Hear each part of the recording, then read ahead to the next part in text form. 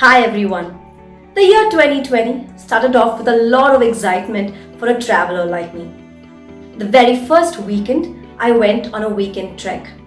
Mid-January, work took me to Gulbarga, and thereafter, family trip to Mysore. A little later in the month, another day trek to Makali Durga. In February, the very first time Agastyakodam trek. After that, it was Kanyakumari, Nagarkoil, Tirunelveli, and then work took me to Chennai, and then I came back with fever. A little bit of rest, but I bounced, and then I went to a Coorg trip. This was an adventure camp with students, but my fever came back. After coughing for days and self-quarantine, I had to go back to work to Udaipur and visited the famous Chittorgarh fort, the Padmavat fame. When I came home on March 7th, little did I know starting Women's Day, I would be stuck inside the house for over 80 days. And pretty much every single day, everybody around me, I meant in WhatsApp and Facebook, people kept asking me, how am I managing myself inside the house? Because I am always traveling. So here is my A to Z of what I did in the 80 days of quarantine. Art. I picked up pencils and paints after a very long time. I did some sketches and some reverse glass painting, and the videos on that will come very soon. Badaga roots. I connected back to my roots where I come from, the Nilgiris, and I have been doing videos in the local language too to reach out to more people on my environmental interests. While Corona was the big C during lockdown, I still managed to do some counseling. Being a psychologist, I'm glad I was able to help a few friends and also a lot of strangers, especially women posting anonymously on the Facebook groups. Dance as a passion is something I didn't pursue. I didn't become a performer. However, at home, I still do it in my style. Exercise? No, I'm not a fitness freak. I just did enough to ensure I didn't put on some extra kilos, and also I kept my muscles active to ensure I can go back to a trek. Friends did help to keep myself occupied a lot. I connected to a lot of old friends and also made some new ones.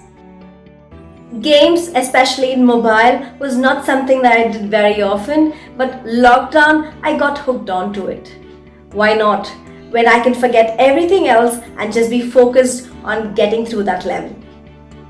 Health is something that is always important, not just during this lockdown phase. However, what has become more important is our mental health.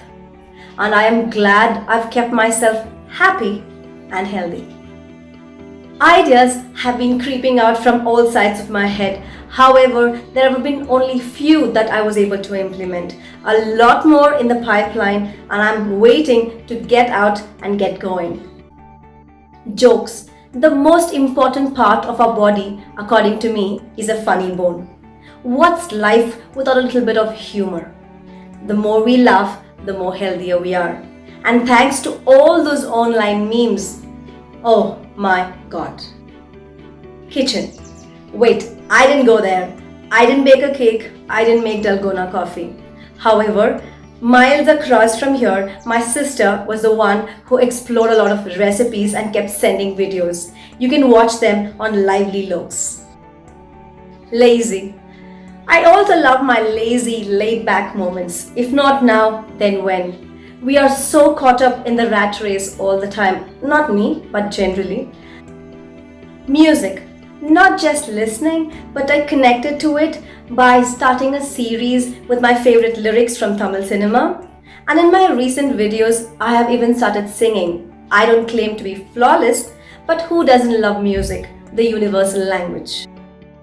Netflix. When I don't feel like doing anything else, there's always a movie, a series, a documentary, or something to watch from across the globe. And yes, I did watch Money Heist. Bella Chia. Old photos and memories. I did not just dig them up, but also shared it with the people in them. And surprisingly, many of them did not even know these pictures existed. Pampered one. Who doesn't like to be pampered? I'm probably one of the lucky ones because mom is around doing all the work and sometimes scolding me for not doing anything and still showering me with all her love. And she is my biggest support. Quiet without the trains. Living beside a track, I am in a way glad the trains stopped. I know it's a little selfish, but the quietness here has really helped me sleep more peacefully. Reading.